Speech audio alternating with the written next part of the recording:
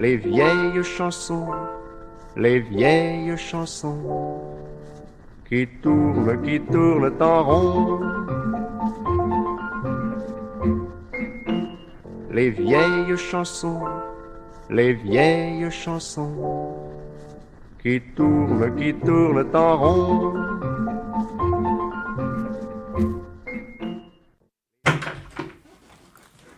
Ah, ces vieilles chansons qui tournent et qui tournent en rond. Mais ça veut pas dire qu'on fait du surplace à l'émission de chansons et de réflexion. Vous aurez certes reconnu cette introduction qui n'avait pas été acceptée par la machine, là, d'où la coupure, là, désolé, chères auditrices et auditeurs de la plus belle et de la plus grande radio musicale et communautaire en Estrie, radio parlée, radio musicale, radio toutes sortes de choses. Au micro, vous aurez peut-être reconnu votre humble animateur préféré un mercredi sur deux entre midi et 13h. Évidemment, l'échantillon est pas très grand, mais quand même, Étienne-Alexis Boucher, directeur général de la Société nationale de l'Estrie et de droit collectif Québec, qui, deux organismes à but non lucratif qui unissent leurs forces afin de produire pour vous cette émission qu'on pourrait qualifier d'affaires publiques, alors que on a le bonheur de discourir avec des invités de marque à propos d'enjeux qui ont leur part d'actualité. Et vous savez, lorsqu'on a une mission aussi vaste que celle de promouvoir et de défendre la culture, l'histoire nationale du Québec, sa langue belle, voire de contribuer au développement global de la nation québécoise, tout en défendant les droits collectifs des citoyens, des citoyennes qui occupent le territoire, à un moment donné, il faut l'incarner. Et pour nous, la production de cette émission radiophonique, on pense que ça nous aide à alimenter votre réflexion citoyenne sur des enjeux qui, s'ils ne vous intéressent pas, le devrait. Vous savez, lorsque j'étais en politique active, je suis revenu un peu, mais la politique municipale a rien à voir avec la politique que l'on peut vivre à Québec ou à Ottawa comme député.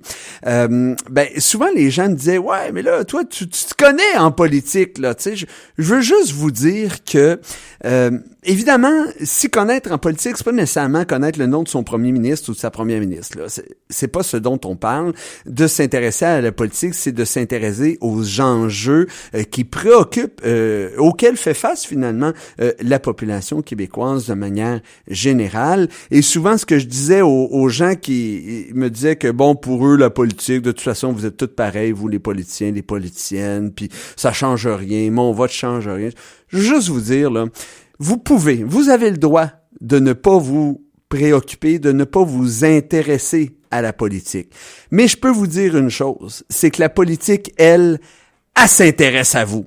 Elle va vous organiser. Alors, vous pouvez l'ignorer, mais sachez que de toute façon, vous allez être pogné avec elle. Alors, autant faire contre mauvaise fortune bon cœur et s'intéresser aux enjeux qui touchent le développement de la société estrienne, par exemple, voire de la société québécoise dans son ensemble.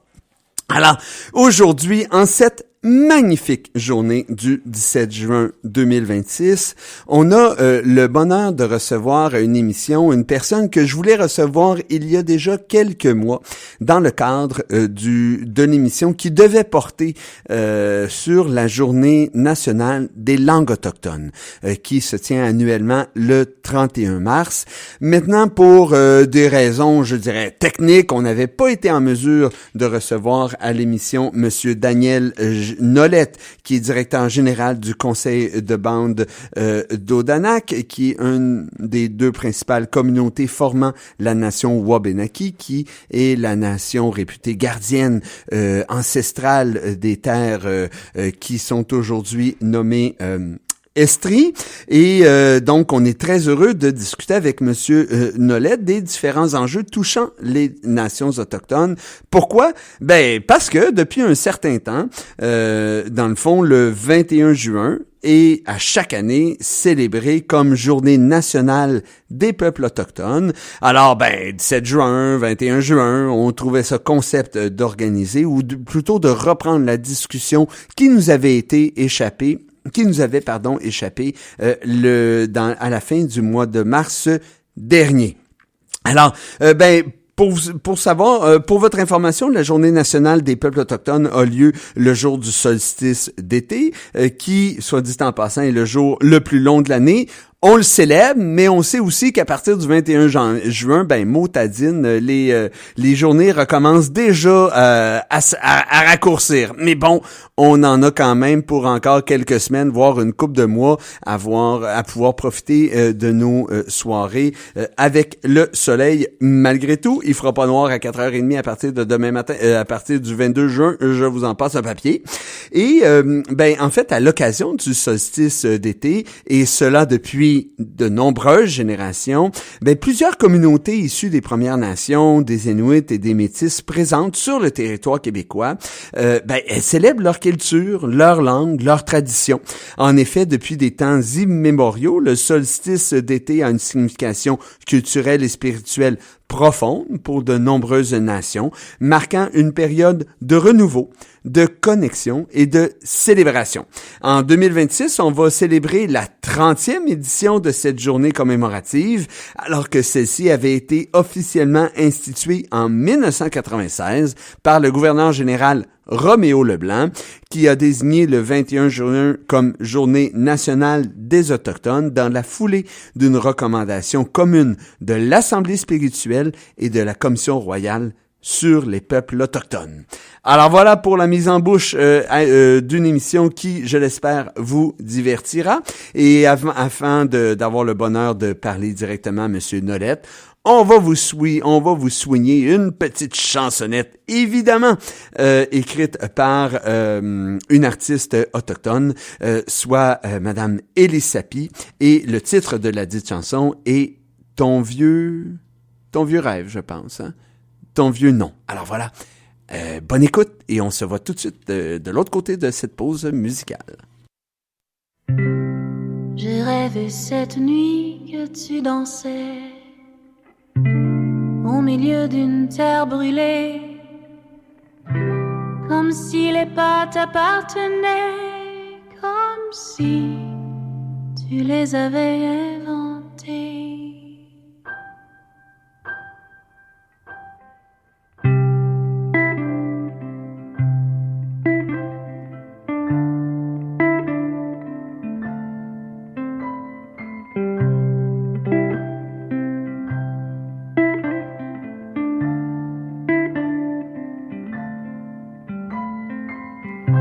Tu es né fort avec les joues rondes, des mains qui n'ont pas peur du froid, des yeux qui tremblent sur le monde, mais des mots qui ne viennent pas. Dis-moi comment tu plantais la neige, comment nous sommes faits de pierre. Je veux t'écrire une chanson pour te rappeler ton nom.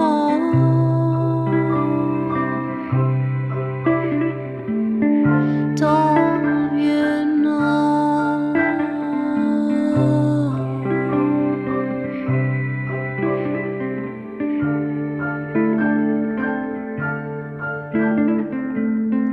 Les chiens ne rentrent plus à la tombée du jour, et dehors les lunes hurlent à la mer. Les oiseaux quittent tour à tour, toi tu dessines des tempêtes. Tu restes là, cloué au sol, la blessure au bord des lèvres.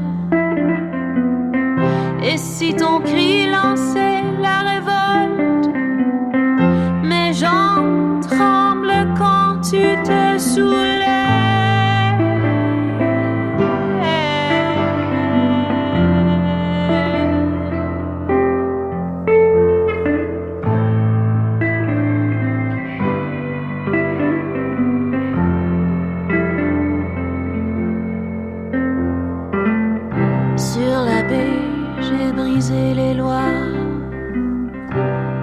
soleil sans dire. On n'est pas venu au monde se consacrer à la misère. Les maisons qui logeaient nos vices, je les ai démolies. Faut bien donner une chance à la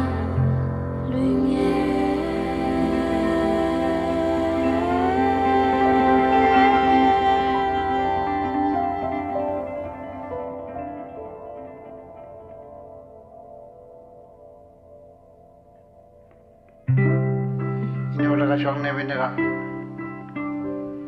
ahora itaco ulumentaco yaktilogo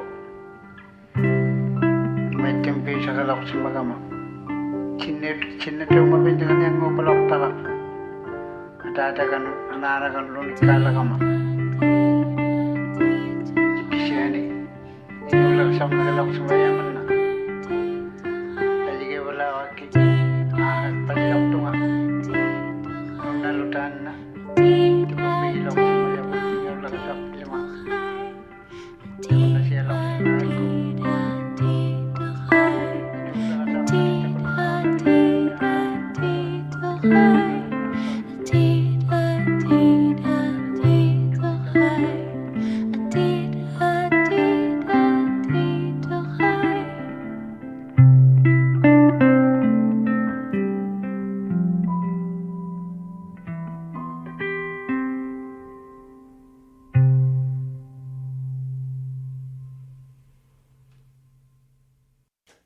Alors, c'était Elisapie et sa chanson « Ton vieux nom ». Alors, je le rappelais, on a le bonheur de recevoir à cette émission du 17 juin 2026, Monsieur Daniel G. Nolette, qui est directeur général du Conseil des Wabanaki d'Odanak depuis août 2005. Ça fait maintenant 21 ans. Il aura été auparavant directeur général du Grand Conseil de la Nation Wabanaki de 95 à 2005. Il cumule donc un total de 32 ans d'expérience dans la gestion et l'administration des programmes destinés aux Premières Nations, faisant de lui un invité de marque pour qu'on puisse discuter, évidemment, de cette Journée nationale des peuples autochtones. Vous aurez certainement remarqué, chers auditeurs, auditrices, que le mot peuple est apparu dans la foulée du premier nom, qui était simplement la Journée nationale des Autochtones. Là, on a rajouté le terme peuple pour, j'imagine, lancer un message. Là, on parle de véritables nations, à l'instar de la nation canadienne et québécoise. Alors évidemment, Monsieur Nolette, permettez-moi au nom de toute l'équipe de la Société nationale de l'Estrie de droit collectif Québec et de la radio communautaire CFLX de vous remercier chaleureusement pour avoir accepté notre invitation. Nous qui avions envie de souligner dûment, comme il le mérite, la Journée nationale des peuples autochtones. Puis bon, afin de dresser la table là, à cette belle entrevue, si vous le permettez, j'aimerais quand même qu'on mette le décor en place. Alors, pour commencer, puis au bénéfice de nos auditeurs et auditrices, d'abord, je veux vous saluer. Bonjour, Monsieur Nolette.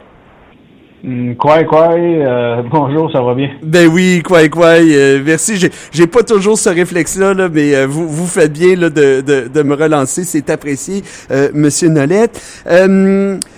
Est-ce que vous accepteriez, là, juste question de mettre la table, là, est-ce que vous accepteriez de nous présenter l'organisation que vous dirigez, soit le Conseil de bande d'Odanak, depuis quand ça existe, comment s'articule sa collaboration avec la communauté Wabanaki de Wolinak, de même que le Grand Conseil de la Nation Wabanaki que vous avez, dont vous avez été aussi le directeur général. Bref, en quelques minutes, là, Monsieur Nolette, on veut tout savoir à propos de votre organisation. Parfait. En fait, au Québec, il faut savoir que chaque Première Nation a un conseil d'élus, un conseil de bande, un conseil de membres élus. En fait, le Conseil des Abénaquis d'Odanak, le Conseil de bande, existe depuis la création de la loi sur les Indiens, là, la première version de 1876. Auparavant, les communautés étaient gouvernées par un conseil qui, avec leur mode électoral coutumier d'existence, qui existait auparavant avant la loi sur les Indiens. Fait que dans le fond, de dire depuis combien de temps que le Conseil existe, sous sa forme, selon la loi sur les Indiens, depuis 1876, mais le Conseil, il y a eu des conseils à Odanak depuis bien avant ça, depuis en fait que la nation existe. On a de la misère à reculer dans le temps pour déterminer une date exacte, mais on célèbre à Odanak la présence des Abénaquis et des Sokoki depuis au moins 1660. Mais depuis les recherches archéologiques démontrent qu'on était ici au moins depuis 4000 ans.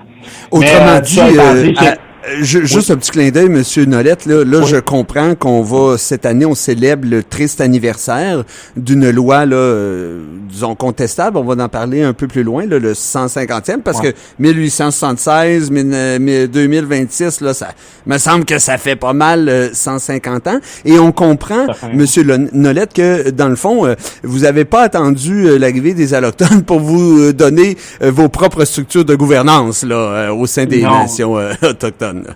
Non, traditionnellement, chez nous, chez la nation Abénaquis, c'est les femmes qui nommaient les chefs, qui étaient souvent les plus éloquents, la personne la plus éloquente et qui était le mieux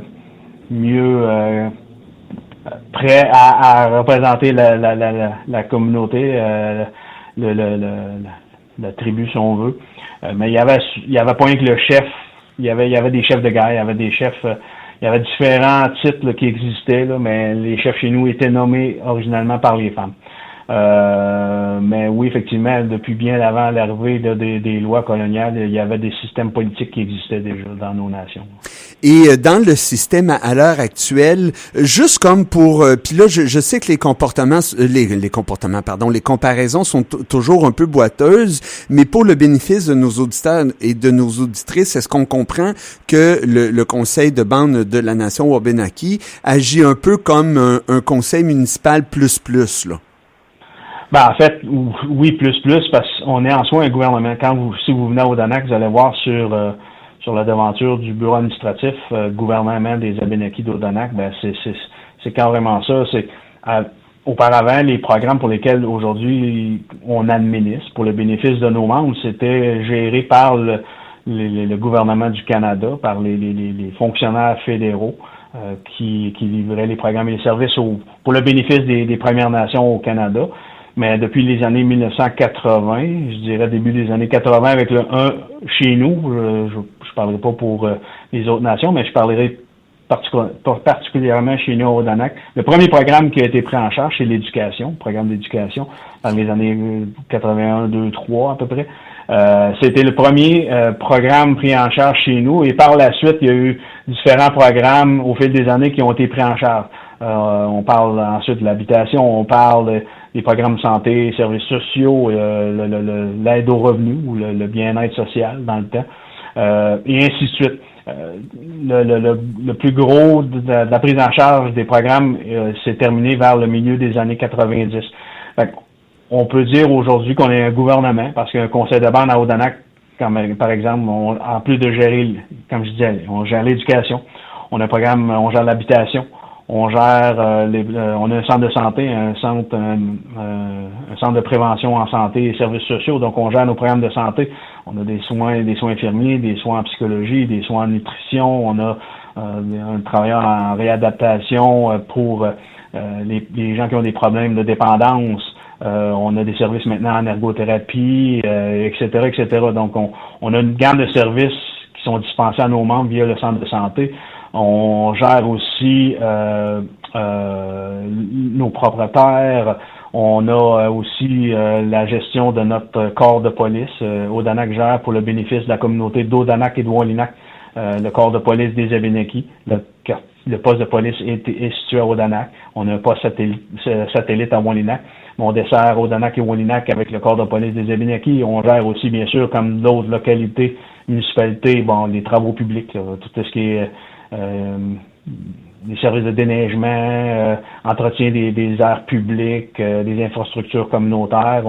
On a notre propre système de traitement des eaux usées à Odanak. Donc, on a les travaux publics, on a une gamme de services. Et on a un département aussi depuis une quinzaine d'années, le bureau environnemental qui gère tous les programmes les initiatives là, pour l'aménagement d'habitats fauniques et la gestion de certaines espèces qui sont sur la liste des espèces en péril ou menacées. Donc, on a une équipe au bureau environnemental qui gère ces programmes-là et qui font des initiatives sur leur territoire pour justement la réhabilitation des habitats de certaines espèces vulnérables qui sont chères pour la nation. Et ainsi de suite. Donc, on est aujourd'hui, on est 103 employés au Conseil des Abénaquis d'Odanak pour une population résidente de 570 environ, mais une population, un membership total de 3000, presque de 3000, on est rendu à 3908 personnes en date là, du mois de mai dernier, qu'on a fait le dernier recensement. Donc ma comparaison était plus que boiteuse, elle était même carrément erronée, alors qu'au fond, oui, vous assumez les responsabilités normalement assumées par les municipalités québécoises, mais aussi plusieurs responsabilités assumées par le gouvernement du Québec. Puis lorsque vous parlez d'espèces en péril, il y a aussi là, je pense, des responsabilités du gouvernement fédéral. Puis pour ce qui est du nombre là, de personnes, d'employés versus votre population, ben roughly là, me semble que ça correspond à ça là au Québec là. Si on regarde le nombre de fonctionnaires employés par l'État québécois / fédéral et la population là, pour moi, on est pas mal dans les mêmes eaux. C'est vraiment intéressant. Une deuxième question de mise en place du décor, Monsieur Nolette. Maintenant que les auditeurs et les auditrices ont une meilleure idée de l'importance de votre organisme, est-ce que vous accepteriez de nous en dire davantage sur cette fameuse journée du 21 juin? T'sais, est-ce que ce type de journée, selon vous, est utile? Pertinente? Est-ce que cette journée en particulier a vraiment permis de sensibiliser les acteurs et les actrices concernés envers les enjeux ou les défis que rencontrent les nations autochtones et, bon, dans votre cas, principalement la nation Wabanaki? Ou encore, on a un peu l'impression que, bon, on crée ce type de journée-là juste pour, comme ça pourrait être une façon de se convaincre qu'on est vertueux, puis que oui, on s'en occupe, mais que dans les faits, les impacts sont plutôt limités, voire complètement absents. Non, en fait, depuis l'instauration de la Journée nationale des premiers peuples, maintenant des Autochtones, c'était l'occasion de pouvoir partager avec la population non autochtone, justement, la richesse de notre culture, de nos savoirs et de nos traditions. Donc, ça l'a permis, justement, le 21 juin, proche de la fête nationale des Québécois, de pouvoir, dans un même horizon, là, dans un même temps, rapprocher le partage des cultures mutuelles, de nos peuples. Fait que, ça a ouvert la porte, justement, à des festivals, comme en fait, la semaine dernière, il y a le Festival Coué, depuis quelques années, qui existe, qui est à Québec, permet à des artistes et des artisans des Premières Nations de montrer leur savoir-faire et la culture et l'histoire en général des premiers peuples au peuple québécois, puis aux visiteurs qui viennent dans la ville de Québec.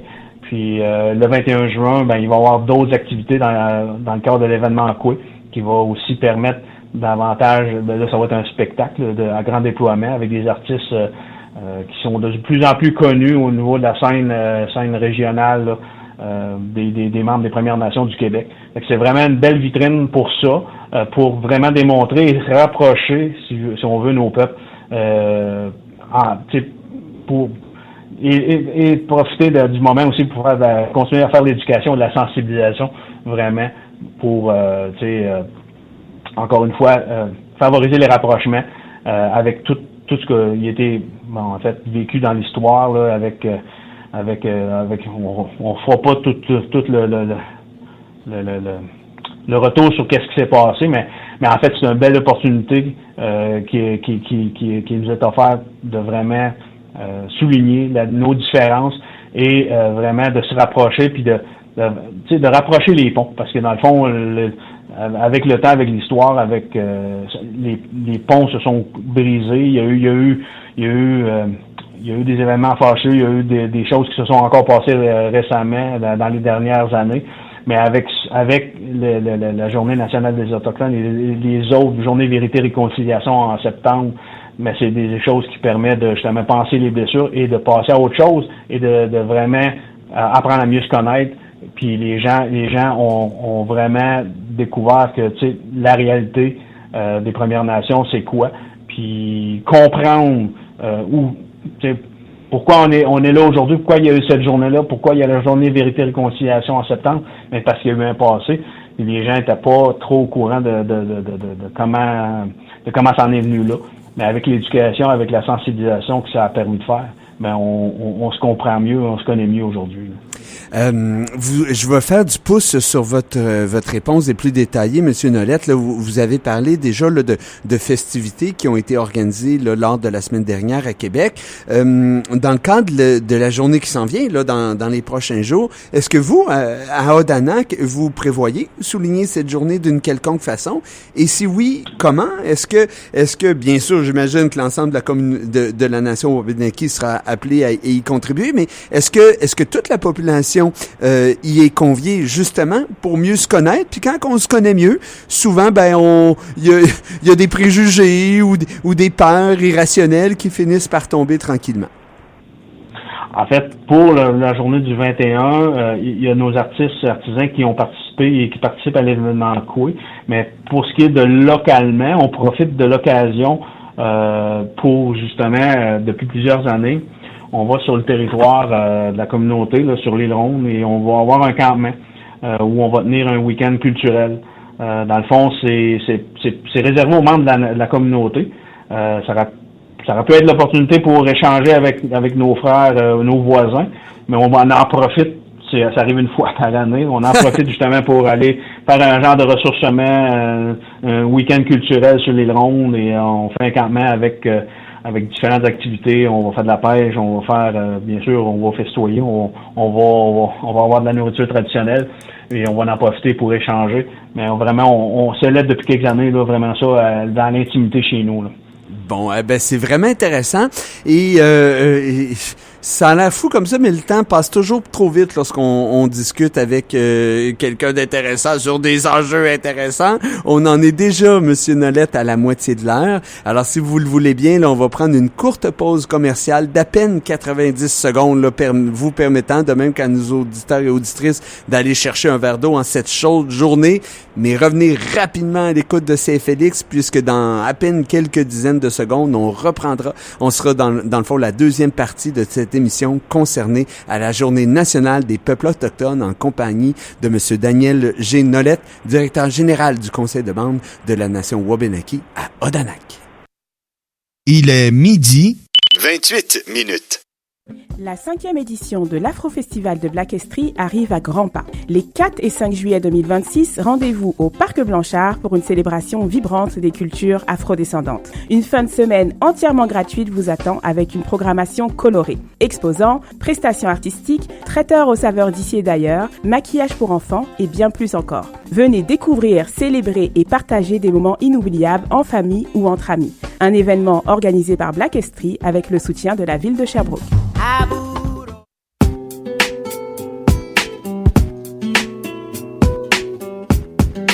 Ici Daniel Poulain qui vous invite tous les lundis entre midi et 14h à me suivre au lundi de Daniel. Musique, actualité, faits divers et entrevues. Donc un rendez-vous à ne pas manquer de midi à 14h pour un petit lundi avec Daniel.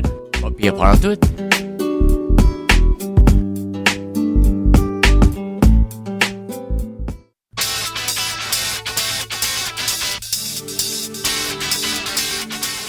Amateurs de rock et des styles musicaux qui s'y rattachent, ne manquez pas le Rock et ses racines.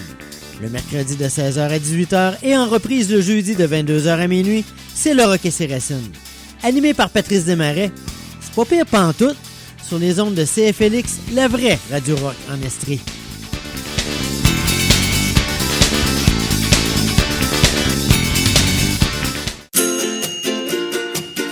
Pas pire audacieuse, CFLX 95.5 FM. Alors, vous êtes déjà de retour. En fait, l'émission de Chansons et des réflexions est déjà de retour en ondes après cette courte pause commerciale, hein, parce que même si on est une radio communautaire, reste que on ne vit pas que d'amour et d'eau fraîche, donc on est heureux d'avoir des commanditaires qui, évidemment, font de la publicité sur nos ondes. Daniel Nolette, directeur général du Conseil de bande des Wabanaki, on a d'abord tenté de vous inviter dans le cadre de la Journée nationale des langues autochtones là, en mars dernier. Ça a pas fonctionné, mais j'aimerais quand même vous poser quelques questions là, sur cet important sujet. Selon vous, comment on explique le grave déclin des langues autochtones survenu au cours des dernières décennies pour ensuite passer à une forme de renaissance qu'on voit là, bien là, au cours des dernières années. D'ailleurs, le Québec s'en tire pas trop mal. Là-dessus, là, on va en parler. Je veux dire, les nations autochtones présentes sur le territoire québécois s'en tirent pas trop mal par rapport au reste du Canada. Mais, par exemple, là, qu'est-ce qui explique ce changement-là? Là? Est-ce que, par exemple, est-ce que c'est l'unique loi sur les Indiens adoptée au 19e siècle par le Canada, une langue qui auparavant interdisait carrément aux nations autochtones de parler leur langue, qui a dressé le décor pour un tel recul, puis alors qu'elle est malheureusement toujours en vigueur aujourd'hui, ou du moins toujours en vigueur, là, autant de malheureusement, on en discutera plus tard, comment les Premières Nations ont réussi à s'en extirper suffisamment pour redynamiser leur culture ancestrale par la relance de la vitalité de leur langue? Ben oui, effectivement, la loi sur les Indiens, l'intention derrière la loi, c'était effectivement d'éradiquer l'Indien dans l'enfant, puis de tuer l'Indien dans l'enfant qui disait là, tu sais. Ouais, c'est ça, exact. Puis c'était aussi avec le programme des pensionnats, des écoles résidentielles, c'était un peu plus pour accélérer justement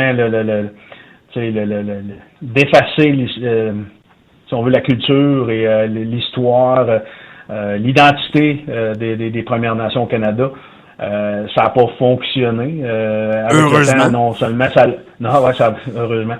Puis avec l'avènement de la loi sur les langues autochtones au Canada, le gouvernement du Canada a mis en place des moyens pour justement permettre aux nations qui sont plus affectées par la perte de la langue, de mettre des initiatives en place pour la revitalisation et l'enseignement et la préservation de leur langue. Fait on en a profité chez nous parce qu'on peut affirmer qu'on n'a plus de locuteurs. Quand on dit locuteur, c'est quelqu'un qui à la maison a appris de papa, de maman la langue maternelle. Donc on a enterré la dernière locutrice en septembre 2024. Mais par contre, depuis près de 40 ans maintenant, la langue abénaquie est enseignée à nos membres.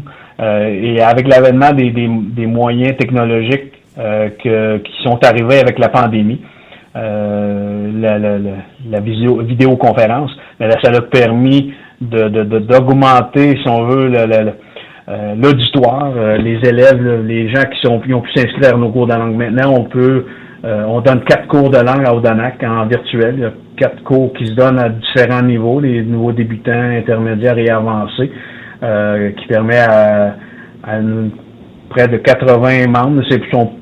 Il y en a qui sont plus ou moins là, assidus, là, mais il y a 80 membres, c'est comme dans tout. 80 membres qui suivent sur une base quand même régulière des cours de langue abénaquie.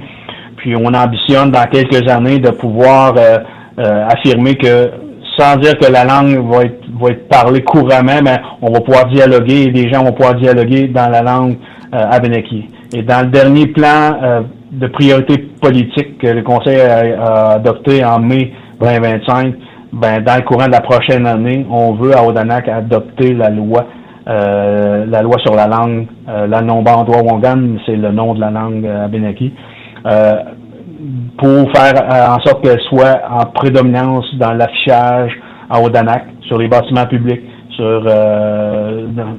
en fait, un peu partout, même sur le territoire, que la langue abénaquie soit vraiment affichée.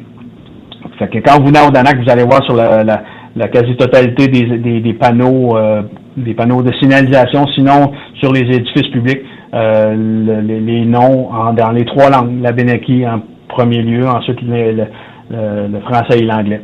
Donc, vraiment, oui, on travaille fort. Ah, j'en doute pas. Puis franchement, je trouve ça intéressant, cette volonté-là d'adopter une langue, une loi finalement faisant de votre langue la langue officielle.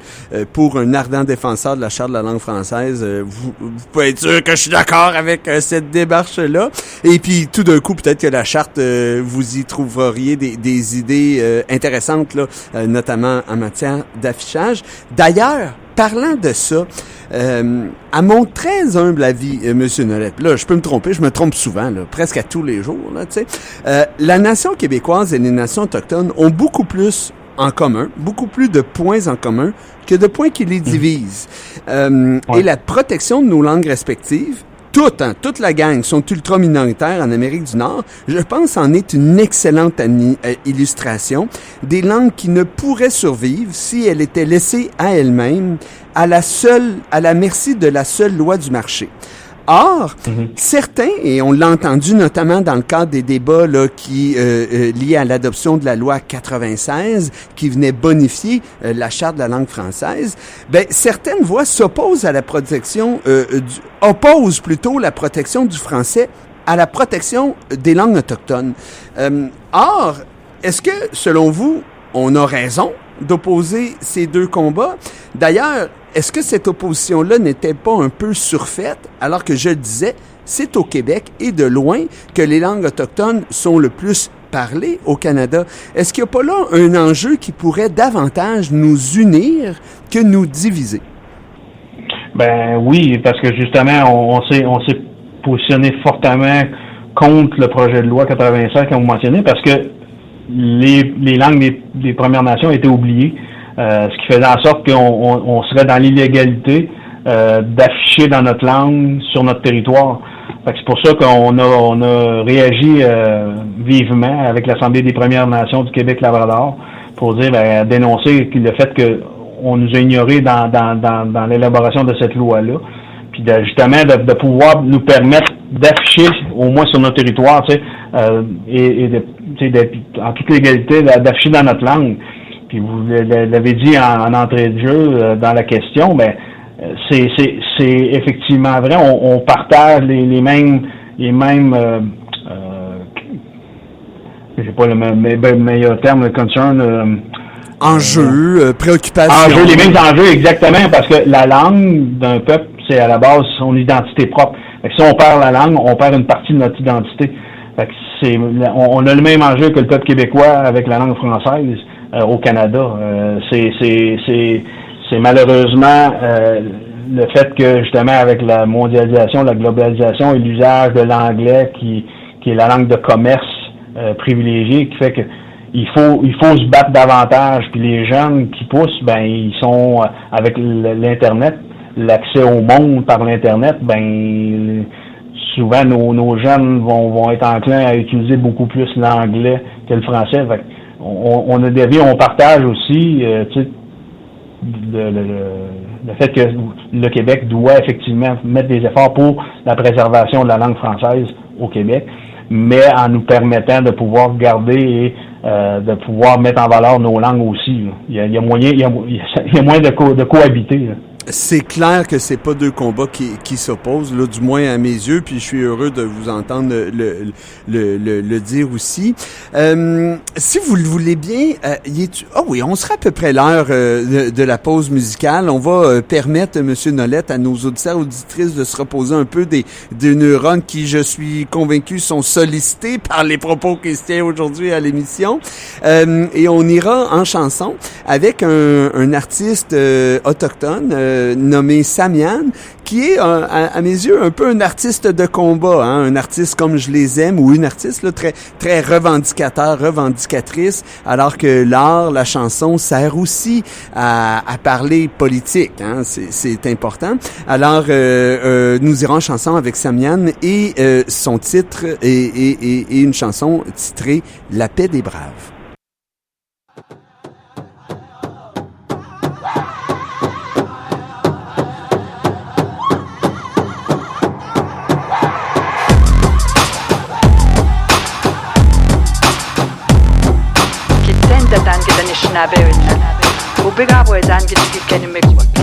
Dans une ville appelée Québec, lieu de débarquement, mes ancêtres ont fait leur pack-sac pacifiquement sur l'année Canard. En route au nord du Canada. Samiano Colocasse, il était temps que l'union se fasse. Qu'on remonte la vraie histoire pour qu'on puisse y faire face. On veut mettre un point entre les nations, confondre la culture, ignorer les préjugés, laisser parler la nature. La barrière entre les peuples, on veut plus la casser. On en a plus cassé, on est placé pour parler.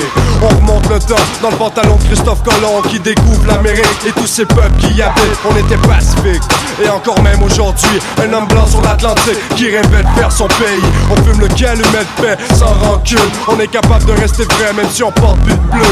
L'union de nations freine l'ignorance, pousse les connaissances avec un peu de reconnaissance. Mon histoire et la tienne, ça fait deux. Je fais partie de deux peuples, donc je finirai comme l'un d'eux. À la connaît, on débarque en rap parce que cette année on a décidé de se mixer parce qu'on a retissé l'alliance en Nouvelle-France entre autochtones et francophones. Mama will be by Asia, Mashka with Yak,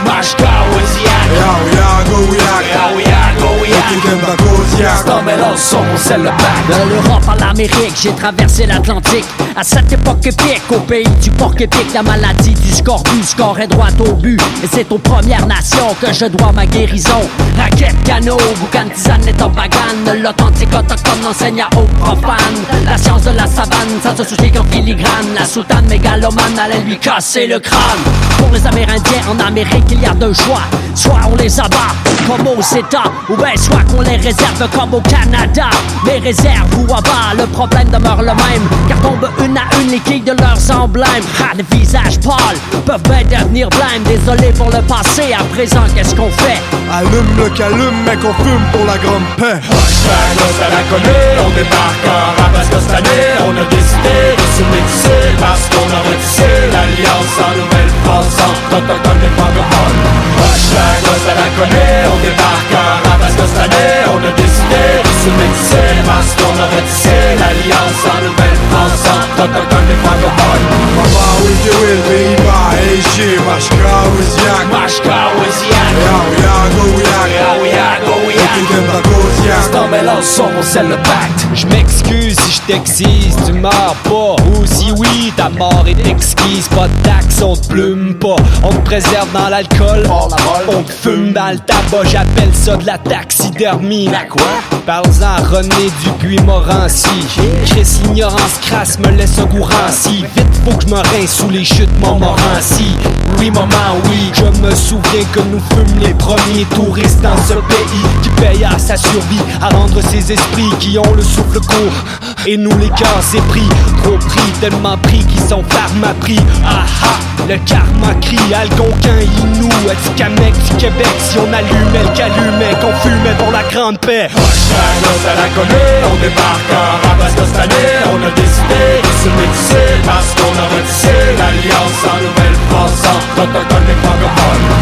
À la connaît, on débarque en rap parce que cette année on a décidé de se mixer parce qu'on a retissé l'alliance en Nouvelle-France entre autochtones et francophones. Mama will be by Asia, Mashka with Yak,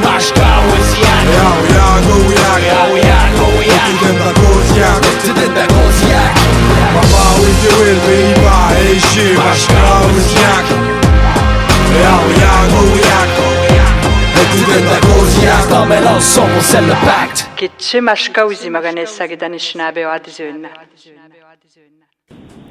Bon, ben, ceux qui n'ont pas compris le message, cette fois-là, c'était assez clair. Je pense que nos deux nations, ou les nations autochtones et la nation du Québec, qui ont été unies dans le développement du territoire au début, doivent se réconcilier. Daniel G-Nolette, directeur général du conseil de bande de la nation Wabanaki, qui est tout sauf, entre guillemets, juste un conseil municipal, là, qui a des responsabilités qui, normalement, relèvent du gouvernement du québécois ou du gouvernement fédéral. Si vous le voulez bien, revenons sur cette fameuse loi sur les Indiens. On va le dire, là, dont l'Afrique du Sud s'est inspirée pour structurer un État d'apartheid. Hein. Comment pouvons-nous expliquer le fait que malgré toutes les belles promesses du gouvernement fédéral faites depuis 2015 au peuple autochtone, puis j'imagine, M. Nolette, qu'il y a des promesses qui se font là, depuis bien plus longtemps que depuis 2015, ben, ce régime profondément discriminatoire est toujours en place au 21e siècle dans ce qui est censé être le plus meilleur pays du monde. Comment ça se peut? Est-ce que, au fond, il y a une partie des gens concernés par cette loi ont intérêt à garder un tel régime en place? Est-ce que c'est parce que les solutions de rechange se sont avérées incapables de rallier suffisamment de citoyens, de citoyennes et de nations autochtones pour s'imposer, pour qu'on puisse enfin mettre fin à ce régime qui, à mes yeux, est plus que passé date? Ben, en fait, pour répondre à la question, c'est oui, les Premières Nations veulent en grande majorité se départir s'enlever du joug de la loi sur les Indiens, mais en même temps, ça prend les moyens pour viser l'autonomie gouvernementale, pour ainsi dire, obtenir l'indépendance, si on veut, du gouvernement du Canada. Ben pour ça veut dire qu'il faut s'asseoir à une table et négocier. En fait, l'accès aux ressources, puis c'est là où le bas blesse. C'est là où les négociations souvent achoppent. C'est justement pour le fait que pour permettre aux Premières Nations au Canada de s'auto-gouverner, de s'auto-déterminer, ben il faut qu'il y ait en fait la signature d'un traité moderne pour la reconnaissance du territoire, l'accès aux ressources et effectivement nous permettre de pouvoir justement survivre avec les moyens qu'on va se doter dans nos lois, dans nos constitutions. Mais pour ça, ça prend une réelle volonté de vouloir régler ça. Puis c'est ça qui est difficile parce qu'on comprend qu'il y a au-delà de 600 Premières Nations au Canada. C'est sûr que c'est un énorme travail. On peut pas dire demain matin on coupe la loi sur les Indiens et tout ça.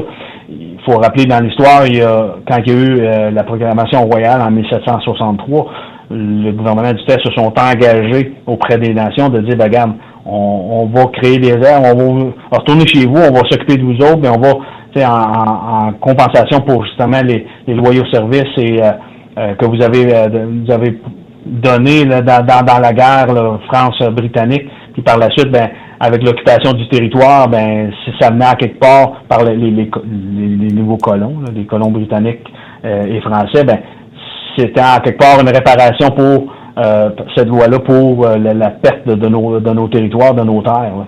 Autrement dit, Monsieur Nolette, oui, la loi sur les Indiens structure notamment la gouvernance des nations, des nations autochtones, identifie ce qu'est ou ce que n'est pas un ou une autochtone, mais je comprends que c'est aussi par l'entremise de cette loi qu'est structurée l'aide financière versée aux nations autochtones.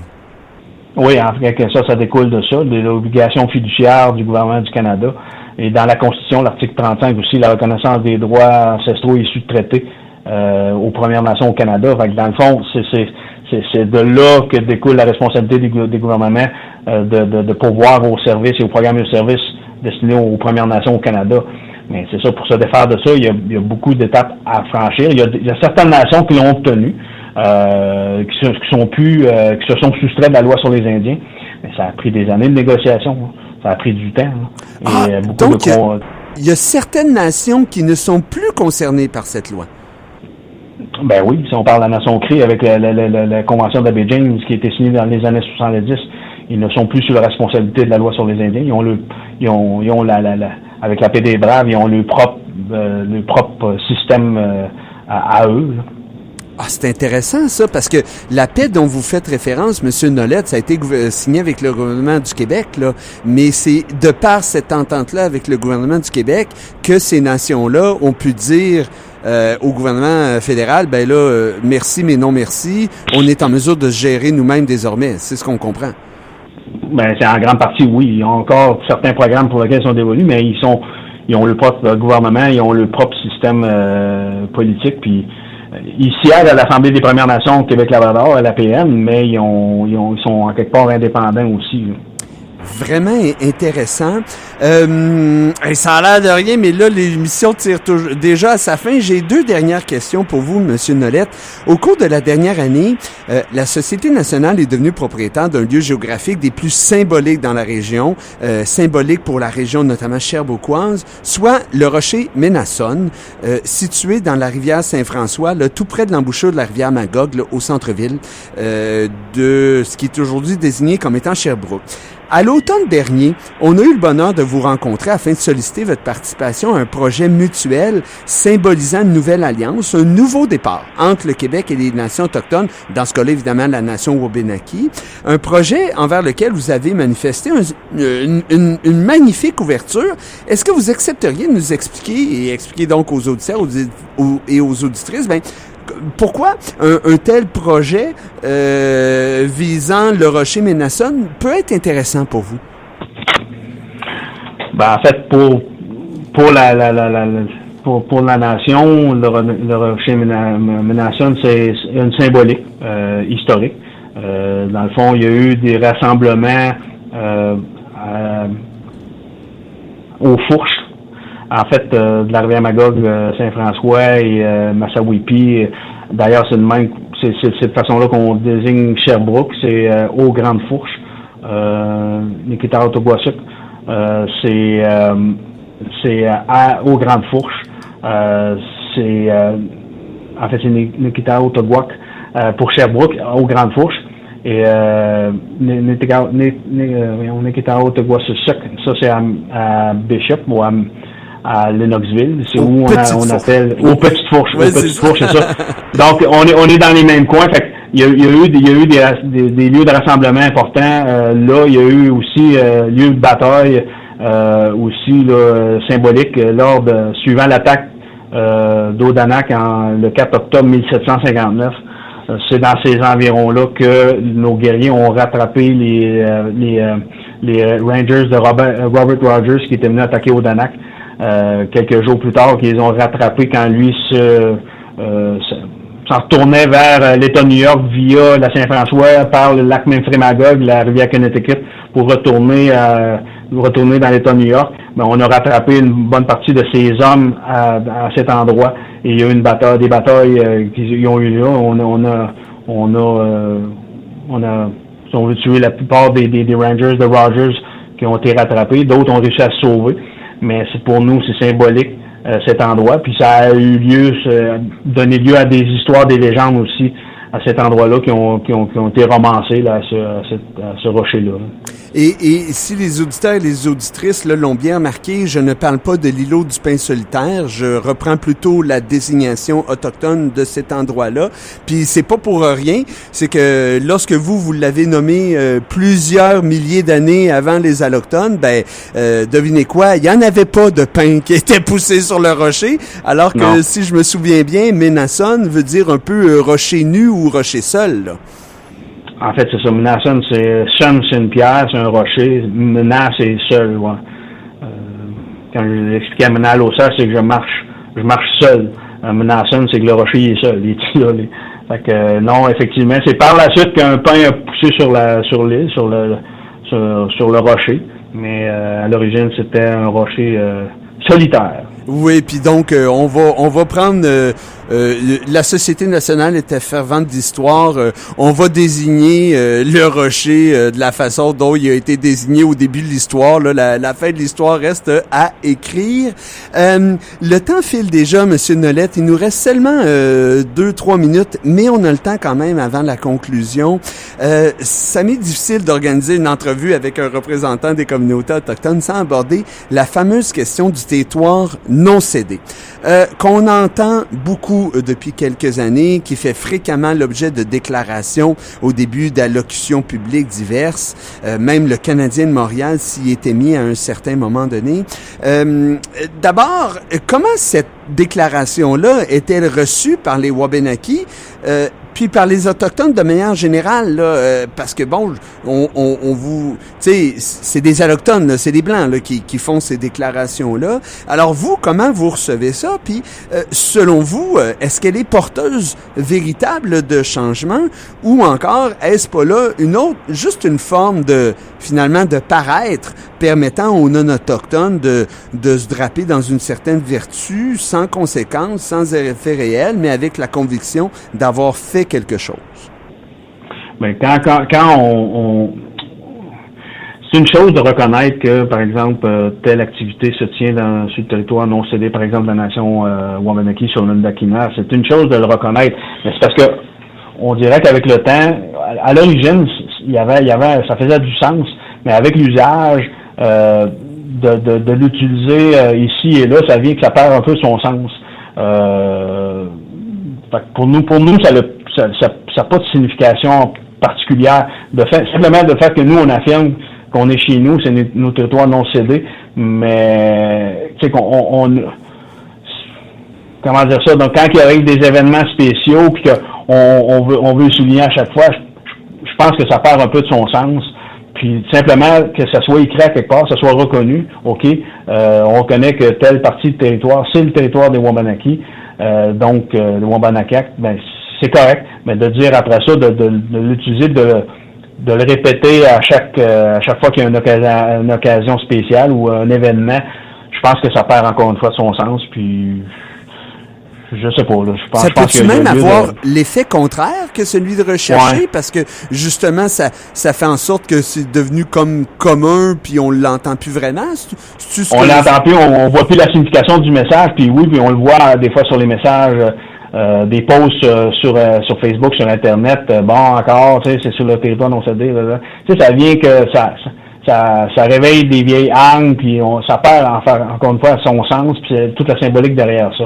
Fait que je pense que une fois ça dit, une fois ça reconnu, je pense qu'on peut passer à autre chose puis dire, ben regarde, avoir des discussions plus constructives que de dire simplement bon, on se situe sur le territoire non concédé de la nation Wabanaki.